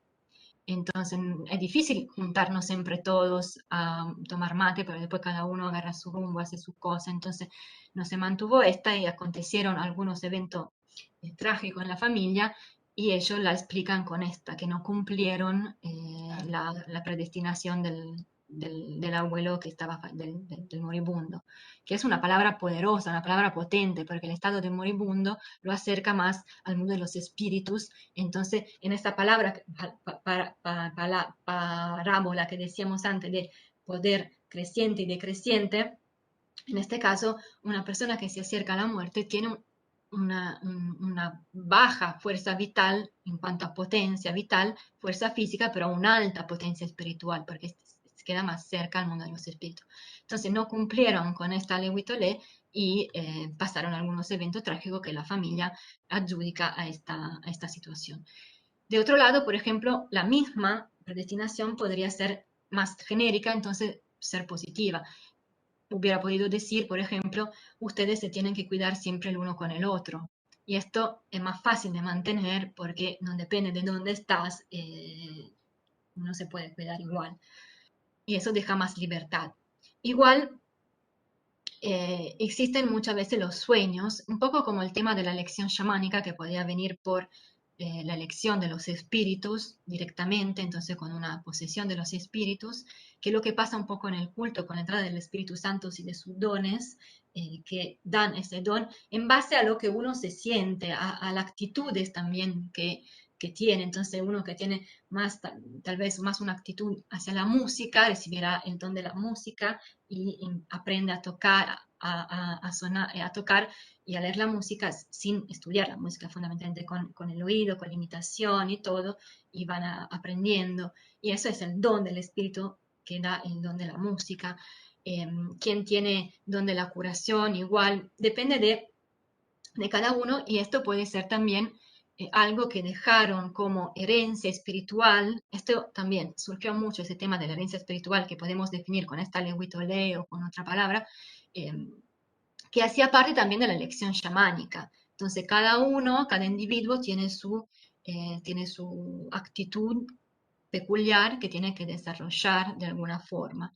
Y hay individuos que pueden llegar con la herencia espiritual, con el sueño, entonces soñar cosas. Por ejemplo, un amigo mío me contaba que él se soñó a sí mismo con el adelantal de maestro, y entonces estudió para ser maestro y ahora está cumpliendo sus sueños siendo maestro intercultural bilingüe, todo eso.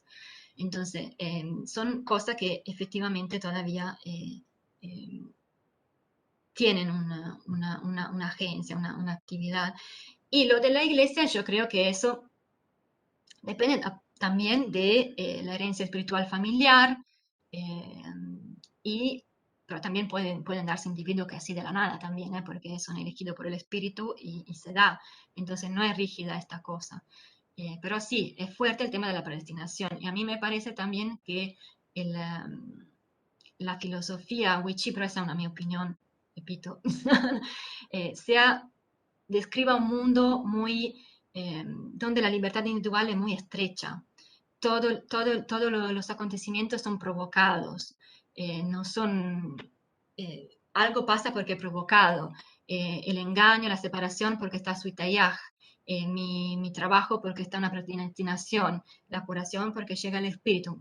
Bueno, esta igual es una mía idea, pero me parece así, que todo es como que sí, que existe como una predestinación siempre generalizada y que incide, pero tal vez ahora me estoy yendo por las ramas, un tema un poco demasiado filosófico, que ya no son exactamente inherentes a la etnografía de este caso.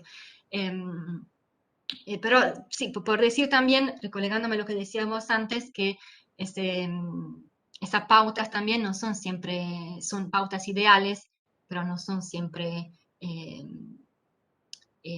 no es siempre así, digamos, hablamos de pautas ideales que podemos confirmar con una estadística y con también con un conjunto de valores, de creencias y de conceptos, pero obviamente hay todas las excepciones del caso, hay todas las variantes del caso y todo eso.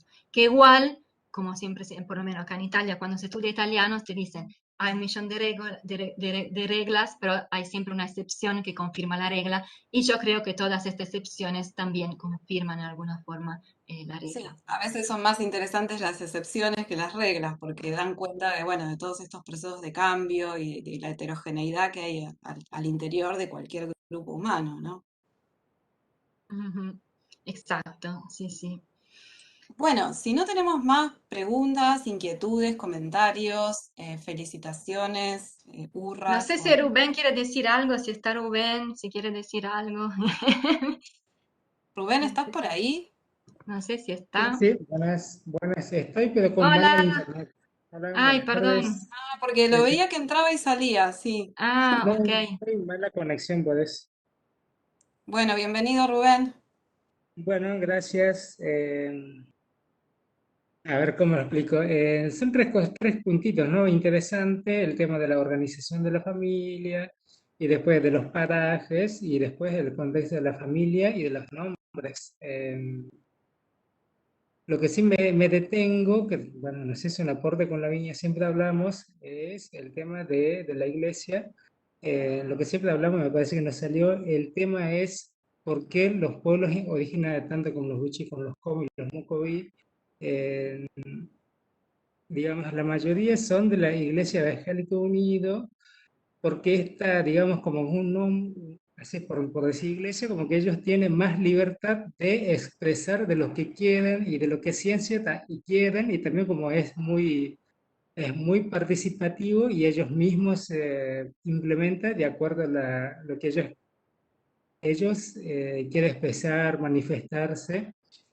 No como la Iglesia Católica, que es muy, digamos, que tiene la estructura ya, que la misa tiene que ser un cura, que si no es cura, y después tenés que, por la hostia, tenés que tener previa confirmación, tenés que tener, en cambio esto, ¿no? Como que, y eso, digamos, esta estructura, como digamos, a nosotros, incluye a todos los pueblos, algunos, delimita mucho, digamos. Eso me parece que por ahí, por eso, y aparte, otro también que me parece que es una expresión de lo que ellos hacen, también de la expresión cultural, por decirte, el análisis que siempre hacemos con la viña, el tema que por ahí como que el chamanismo con lo que ellos hacen dentro de la iglesia evangélica, si ustedes vieran las imágenes, hace la misma expresión que hace un chamán mucho más antes de lo que se conoce hoy como la Iglesia Unida y Evangélica, que haya, digamos, cristianismo, por decir. Así que bueno, eso es un pequeño aporte que hay más, pero se nos va la hora. Gracias. Bueno, la próxima te invitamos a vos, Rubén. O Bueno, hacemos justo un dúo. era el tema, justamente era el tema de la apropiación. Eso, lo que decíamos antes, es el tema de la apropiación. Exacto.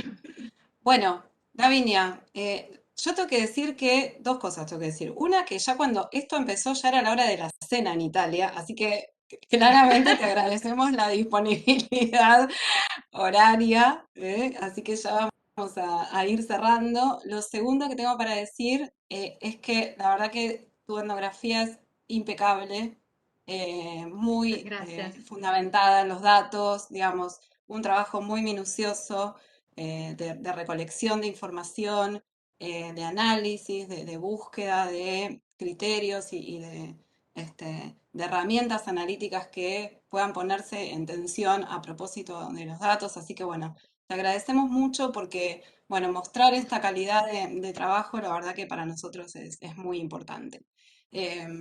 Si no hay nadie más que quiera decir algo, vamos a ir cerrando entonces. Eh, Ahí llegan muchas felicitaciones a través del chat. Te Gracias a agradecemos todos. muchísimo, realmente ha sido muy enriquecedor. Les agradecemos a todos la participación, el estar, los invitamos a que se sumen a las nuevas conferencias que vamos a tener durante el mes de octubre. Estén atentos a toda la difusión. Repito nuevamente, los que necesiten o quieran los certificados, por favor nos escriben y nos dicen de qué conferencia es, sobre todo para los estudiantes va dirigida esta aclaración. Y bueno, nos vemos la próxima. Muchísimas gracias. Muchas gracias Muchas a gracias, todos. Lavinia. Chao. Muchas gracias.